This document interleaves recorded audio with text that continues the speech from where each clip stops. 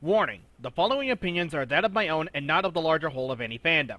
Also, while major adult content will never be shown and or allowed, some adult language may be used at any time. Viewer discretion is advised. Hey everyone, this is part 2 of the Jeff Gomez interview. Go check out part 1, then come back here for some good stuff. One of my next questions here is I haven't played these games even though I did own a Super Nintendo way back when. But what was it like writing and producing some of the Turok games back then? um, at the time, um, it's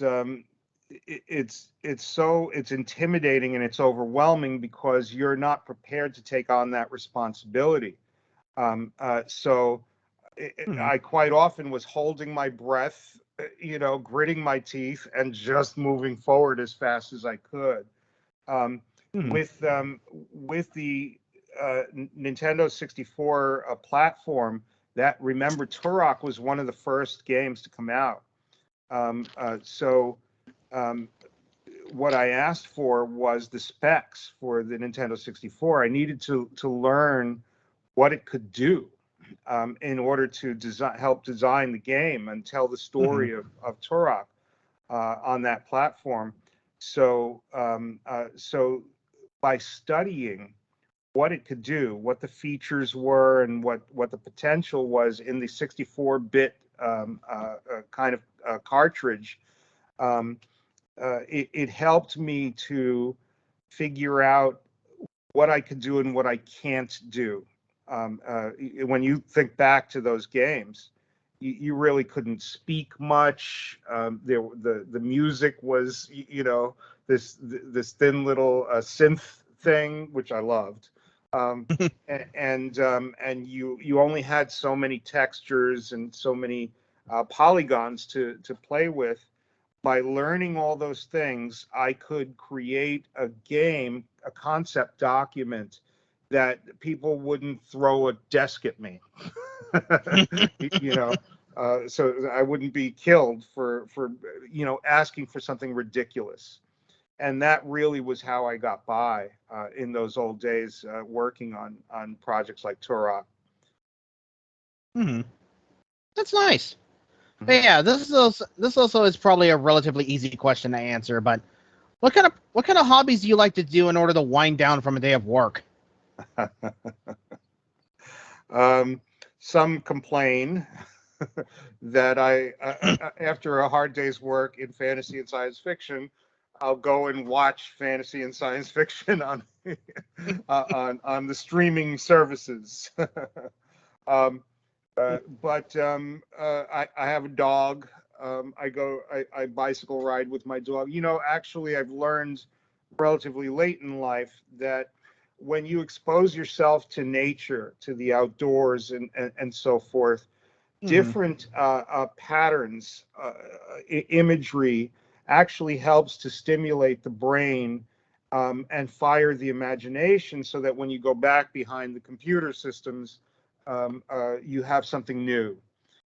So that's a big thing about what I've been doing lately, hobby wise, is actually leaving the house. um,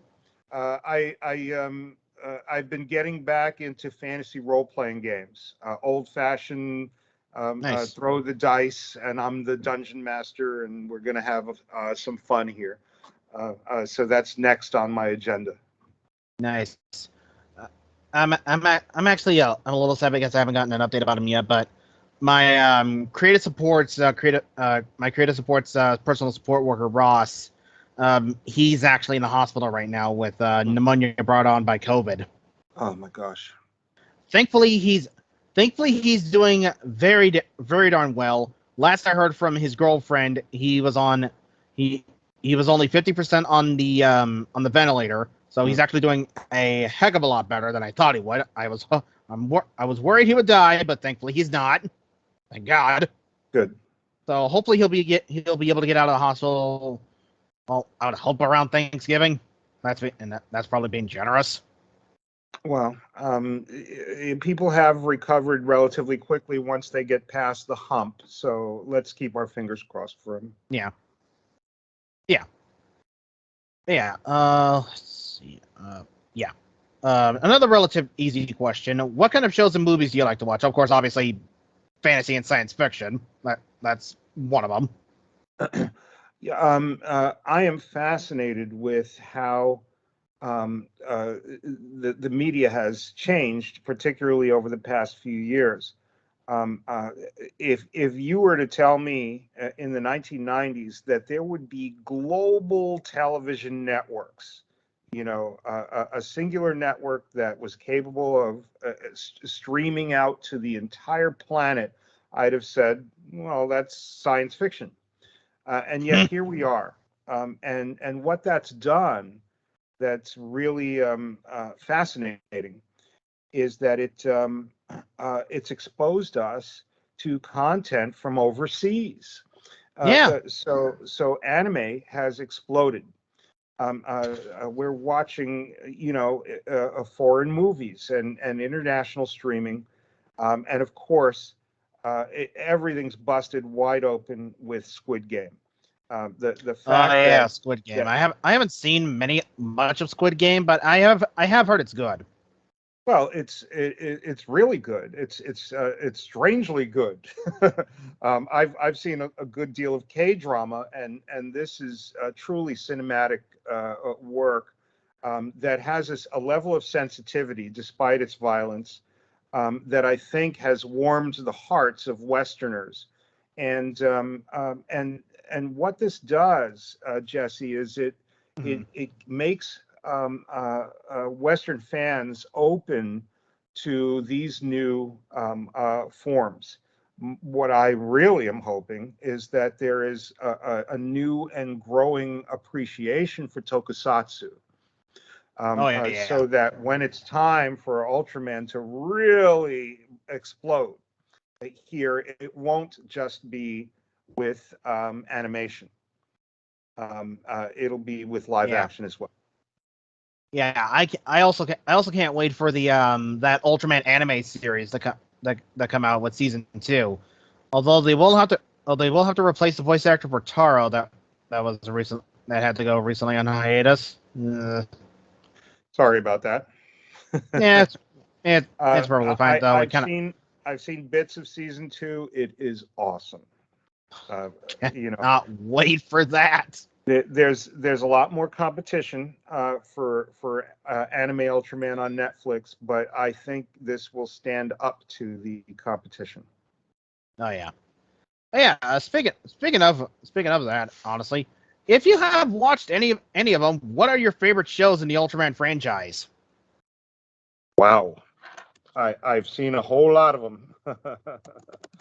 um, Yeah, I've only the been able to catch the shows that are legally released. Like I've seen from start to finish Ultraman Orb. I've also seen from start to finish Ultraman G. Ultraman G is currently my favorite, along with Ultraman Z. I have seen some episodes of Taiga and Rube.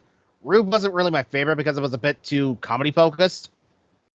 But yeah, my current favorites are Orb, Jeed, Taiga, and Zet. And I'm also oh currently liking Trigger. oh, are you enjoying Trigger? That's good. I'm glad.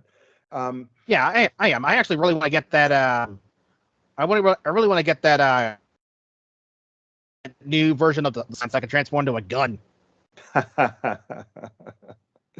yes. um, I tend to lean old school. Mm-hmm. If you, I know they were slower back then, but if you Yeah. watch the model work, the pre-computer effects work, it was just stunning in the Showa era. Um, um, Oh my yeah. my guy was Ultra 7. So that's who Nice. I was weaned on.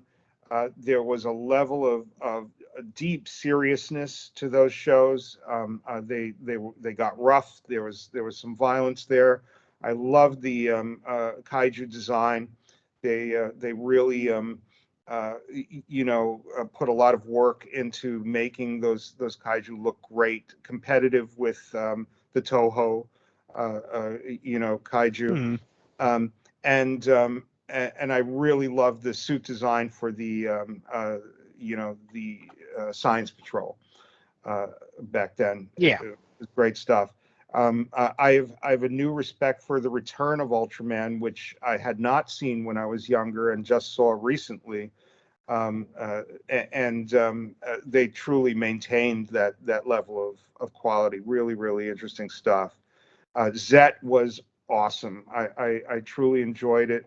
I like the way that the team was adapted for this kind of post Bandai situation where it's not as serious, but in Zet, their personalities kind of came out and made me like them as individuals. They were not so cartoonish, and I appreciate Yeah. that.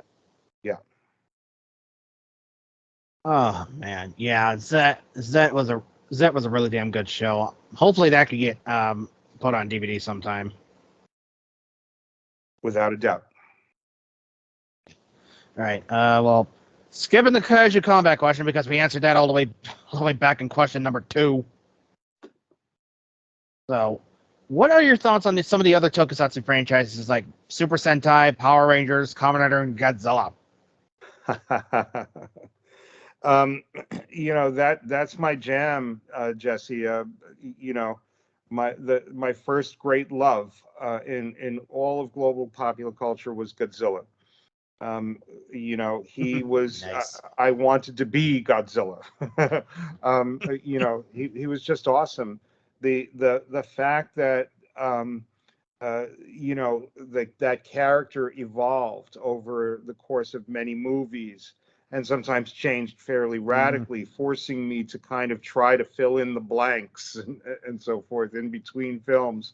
The fact that there was a greater universe around him with Mothra and Rodan and so forth, pre-Marvel Cinematic Universe. It Yeah. was just awesome. Destroy All Monsters was the prototype for Avengers Endgame. When you think about it, it just was tremendous. So there was that, but then in 1975, I moved to Honolulu, Hawaii, at the height of the Super Sentai and the Henshin, the changing hero cycle, the first one. Kamen Rider 1, 2, and V3 were astounding to me. But my greatest hero was the Kikaider brothers, Kikaider and Kikaider 01. Kikaider. Those shows were good. The Kikaider that I really connected with was the animated OVA that they did a couple of years back. That was a really good adaptation. I haven't seen It the really original series, was. so I'll have to track that down. It was a more faithful adaptation of the manga, the OVA. The live action series was incredibly violent.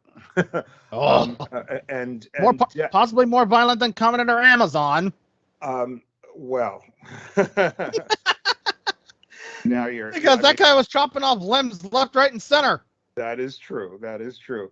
The monsters often attacked children, women and children in those Kikaider shows, which resonated with me and made me think of the Kikaider and Kikaider 01 as truly protectors, sympathetic protectors. Hokkaido, the ongoing villain that bridges both series, was one of the nastiest, darkest villains I'd ever been exposed to. And to this day, I will bet you that George Lucas and his designers were influenced by Hokkaido for Darth Vader. Nice. Complete with cape and helmet and everything in black. There was an epic quality to that stuff that was just so awesome to me.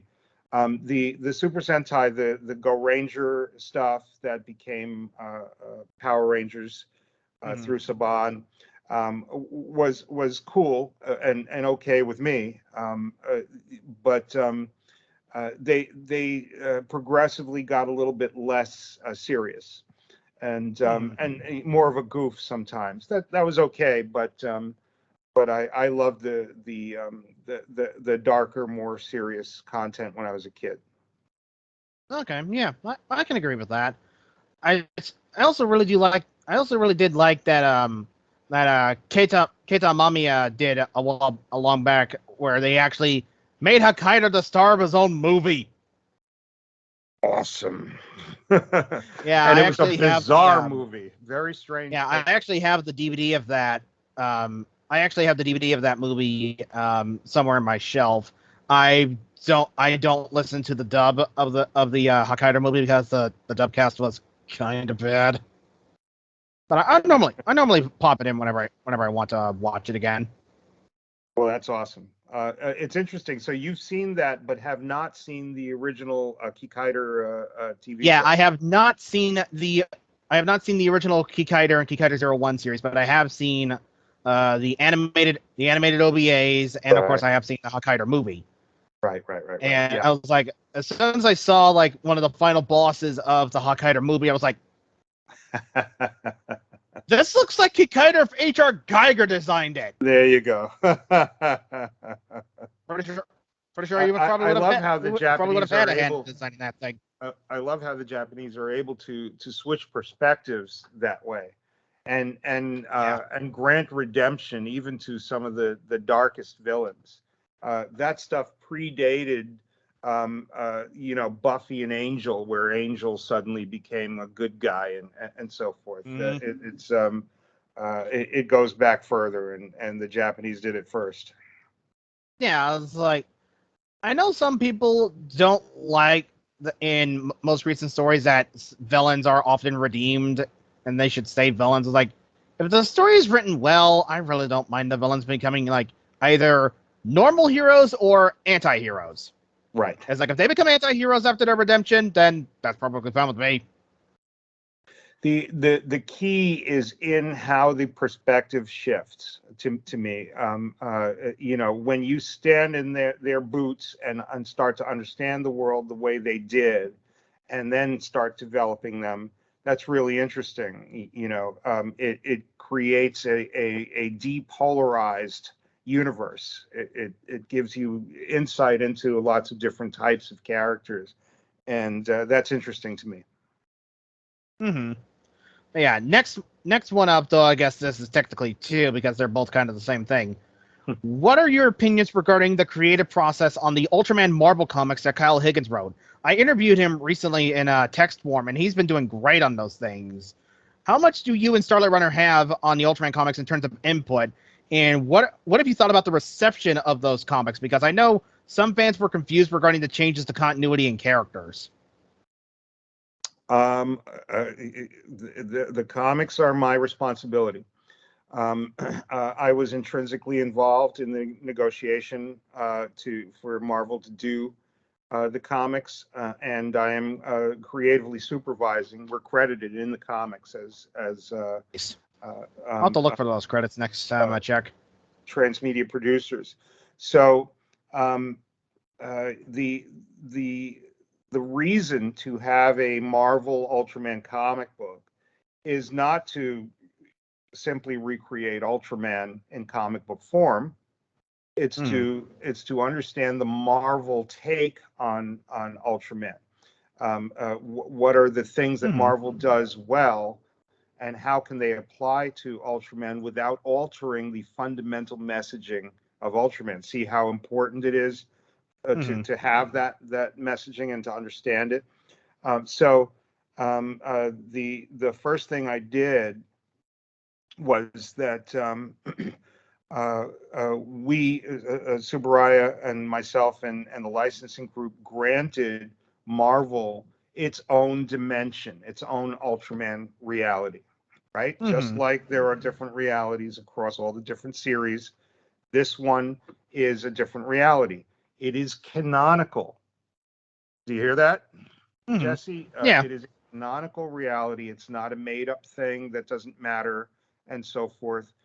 We consider it to be a real additional reality in the Ultraman kind of multidimensional multiverse. Yeah, kind of So like the whole thing. Kind of like the whole thing with Marvel's What If and all the different universes in that. there you go. There you go. Again, Japanese did it first. So Mhm. so uh, so that Matt and Kyle, Matt Groom and Kyle Higgins, who Mhm. wrote it together, they really appreciated that because they made it made what it is that they were doing feel legitimate. So after that, what we had to do together was to understand what Ultraman is and understand what the kaiju are and the aliens. You can't just make up stories about a giant silver guy beating up, huge animal things.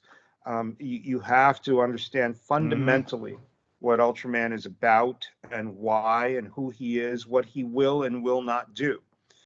For example, in Marvel Comics, any superhero wouldn't think twice about intervening in a robbery or in terrorist activity or any other things where humans are harming humans.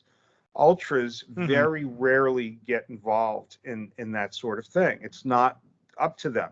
There's a kind of prime directive, tacit prime directive, that ultras must follow, where they don't mess around with the civilizations that they're protecting from kaiju or Mhm. invading aliens. So that was tough because Kyle and Matt were really tempted to, apply the superheroic aspect of Ultraman to, human affairs. So Mhm. that it was tough, but they got it. And they in the end, I think they appreciated the challenge of it.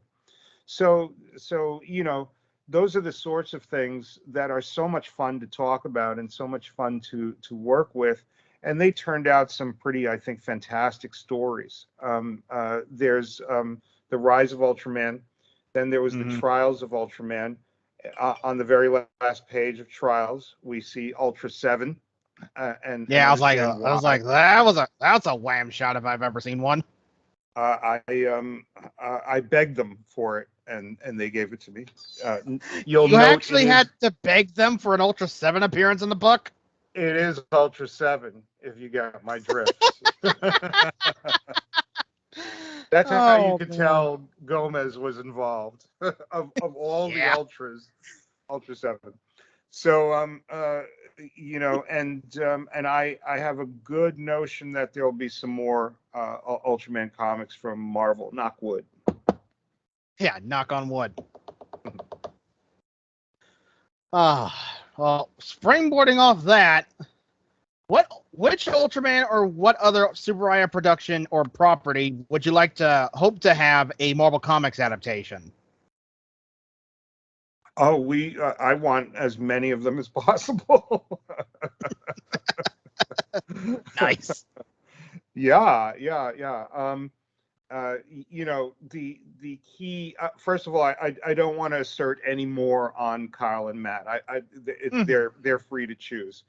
But whoever it is will get their own kind of spin in the Marvel universe. So there will be slight design alterations because this is a different Mhm. dimension, and so forth. But I think they've got a few in mind that are actually unusual. Remember, Kyle and Matt are learning Ultraman in this extremely compressed form. They've been given all of the DVDs and so forth.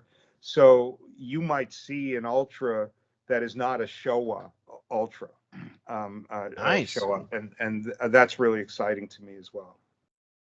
Very nice. Can't wait to see that happen in the comics. Yeah. Let's see here. Oh, that's a good one. What is it like being part of the production for like the Ultraman Connection live streams, getting all these actors and guests together for these events? I got to tell you, Jesse, every single event while it's happening, I am shedding tears. I'm crying. I'm crying. I can't believe it. Aww. I can't believe it. There was a shot live of the actor who portrayed the original Ultraman, who has in his hand the transforming device, right? Yeah, the Beta Spark. The Beta Spark, which was the replica that was made under license through the licensing group. So he's holding it, he hits it, and we managed to create an in-studio special effect where it spins around him, the light, and the camera does a clever cut, and Ultraman is standing there. How can I be happier? That is cool. How can I be happier? It was awesome. And then he kicks monster butt, live right there. Yes. I mean, to be a part of that is an honor, and pleasurable in ways that I can't even imagine. I was on the set of Avatar, Jesse, so that all those Na'vi were in the Battle of Home Tree. Sigourney Weaver is leaping, in battle, but they're not wearing their costumes. They're not Na'vi. They're wearing these polka dots on their face because it's motion capture. In this situation, they are in costume. You are seeing that live. You're helping to put that together. We're now scripting some of the content, so that the animated bumpers at the beginning and end, which, by the way, watch those closely because they are in canon. They are in canon. We're creating them at Iceberg Theory, Nice. but they are canonically a part of the Ultraman universe. So now those bumpers are going to dovetail with the storyline of the live floor shows. Who could want anything more? Very nice. People work for decades and decades at Tsuburaya Productions before they're allowed on the set. Actually making the show. It's an honor. You have to earn it there. And here we are, 2 years in, deeply involved in creating Ultraman live shows. It's just breathtaking to me. Yeah, that is really cool. I actually caught the last Ultraman Connection live stream live, and I was amazed that that one of the actors from Ultraman Max just basically pulled double duty and translated for himself and everybody else in Japanese. That was insane. It was awesome. It was totally awesome. For your followers who have not seen the previous episodes, the previous live events, eventually, for people who are a part of Ultraman Connection, they'll get to see them. We're archiving them. Awesome. Not yet. It's going to be a little while, but I'm figuring out a way, as a part of an overall service, for fans to be able to see the old shows. Okay, that's damn cool. Thanks for telling me that. All right, this is the this is the last question I wrote down. Damn, I thought I would have more, but I had to fast track a lot of these. But I guess to finish off, what can we expect from you, Starlight Runner, and Tsuburaya in the future, if you can answer it in depth? I can answer a little bit. Of course. Here's my vision, Jesse. I know what it feels like to be a fan. And the totality of my experience has been, as a fan, has been that I pay money and I watch a show, or I go to a movie, or I might even play a game, so I get some sense of what it feels like to be in that world. How often do I get to actually talk to the people who are running that world? How often do I get a chance to participate in something live that's unfolding right in front of my eyes. Almost never. I'm going to change that. I'm going to create. I'm going to use Ultraman Connection. My team and myself, Tsuburaya, the licensing group, we're going to take Ultraman Connection and turn it into a living, breathing fan community.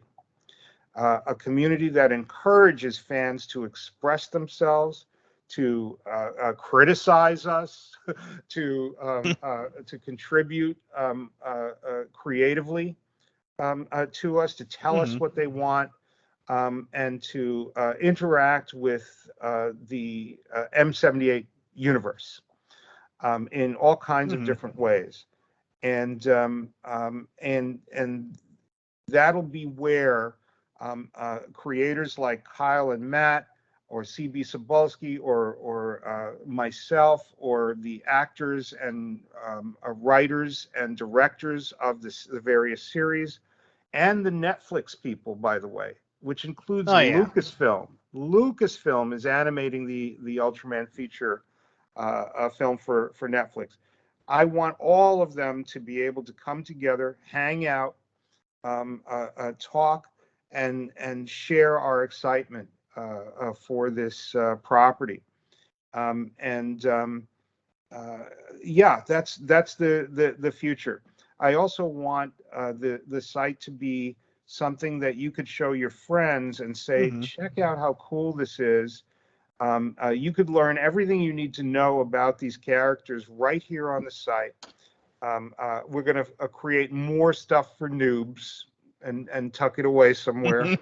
But also, we're going to let fans like you ask tough questions, both in terms of the continuity and the universe, and in terms of how we're running things.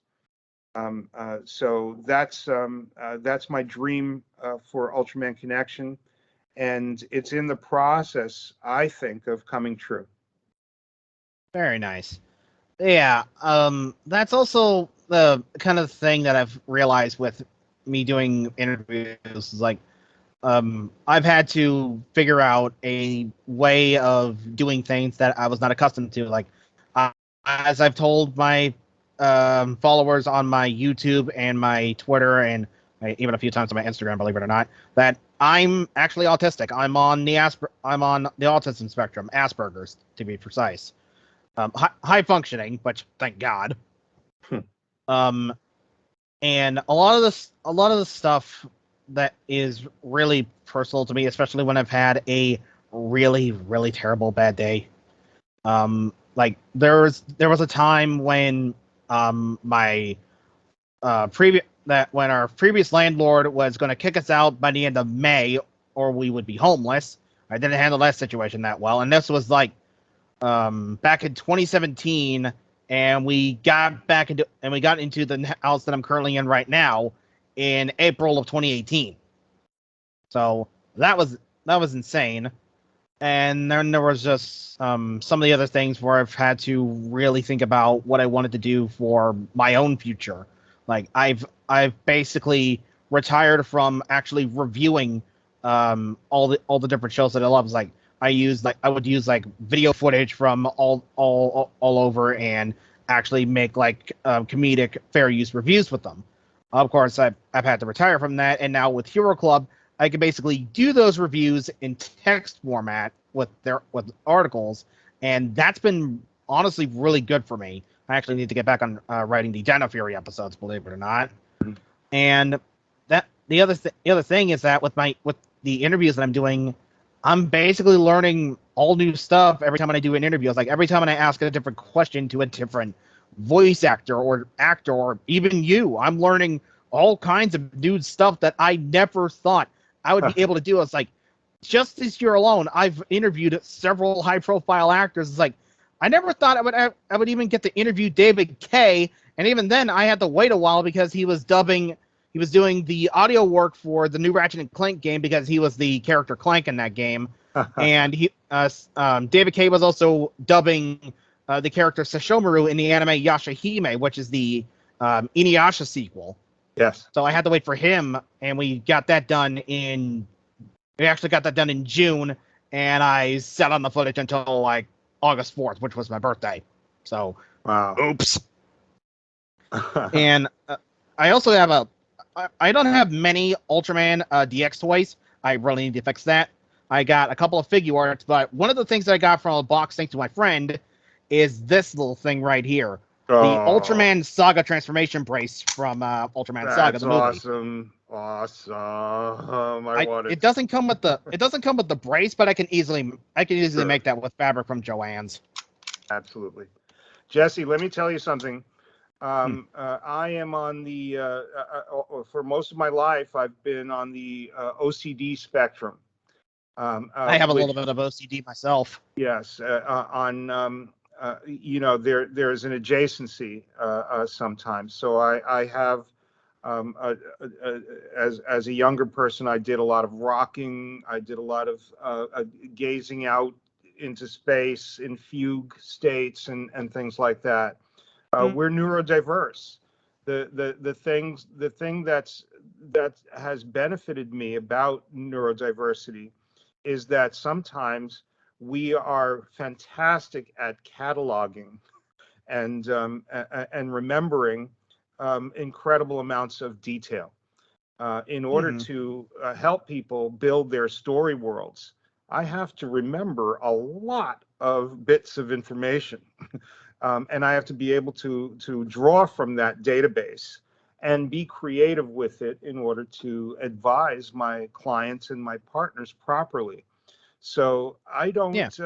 I don't regret who I am and what I am, and you shouldn't either. Look how bold it made you. You asked me some damn tough questions, Jesse. Yeah, I do that. I've done that a lot with my past few interviews, and especially with the whole detail. I'm also very detail oriented. I mean, I'll probably show you later on my Twitter that I of course paint miniatures for Power Rangers Heroes of the Grid from Renegade Game Studios. Sometimes on some miniatures, like recently Piranha's head from Mighty Morphin Season 2, or Goldar from the original series. Sometimes I don't remember all their details, Right. and thankfully with the power of the internet, I could just pull up images on my phone and just like woo, and then I grab my modeling paints and I just go to town on the darn things. Well, that's wonderful. Wonderful. Um, so let's wrap it up because I do have to leave Yeah, shortly. Any final questions? I'm glad to answer your audience's questions if if you give them a forum to post underneath wherever you're putting this.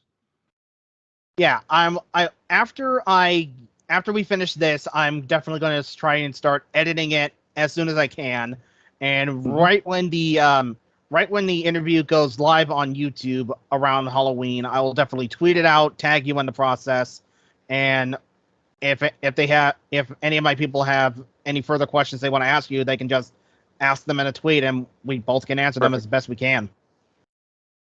But yeah, Absolutely. that is going to do it for this interview for me. Jeff Gomez, thank you again for basically answering my question on a whim regarding the interview, because I didn't think this would happen at all. Jesse, this is one of the best interviews I've had in a long time, and I thank you Oh, for it. It's awesome because you know what you're talking about, and that is very gratifying to me. Also, your audience had great questions. Whoever your audience is, they are awesome. yeah, yeah. Yeah, I had one question from one of my friends on Discord, but a lot of these questions that they were all written up by me doing my own research and Oh, everything great. Okay. regarding my research into the person I'm interviewing, because I don't want to go into this blind. Good for you. Your audience can reach me through Twitter at Jeff_Gomez. Um, Hmm. uh, uh, the friends of yours who are professionals can link into me through LinkedIn. Just look up Jeff Gomez, Hmm. and I have a Facebook, Jeff Gomez. Yeah, So come on in, follow me, and if you have enjoyed our discussion about Ultraman at all, please register at ultramanconnection.com. You'll be sent all the information you need to learn about the upcoming live events. And here's the last big bomb I'm going to drop. In December, Jesse, in December, we are going to run an Ultraman feature film that has not made it to the United States. I can't tell you what it is, but I think you can probably guess. Excuse me, what?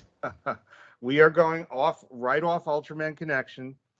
We are going to make available to the fans. You may have to buy a ticket to come see a live event, which will be followed by the screening for the first time of an Ultraman feature film that has been available in Japan but has not made it outside of Japan yet. Ooh. I'll definitely tune in for that. We'll let you know what it is in the next couple of weeks. We'll announce the title. Oh, sweet. Can't wait for that. But You yeah, heard in it here closing, first. yes. So in closing, this has been Zeltrex Millennium Jesse Elias with Jeff Gomez of Starlight Runner Entertainment. Jeff, thank you for coming, man. This has been magical. You got it. And we will see you all next time. Bye. All right.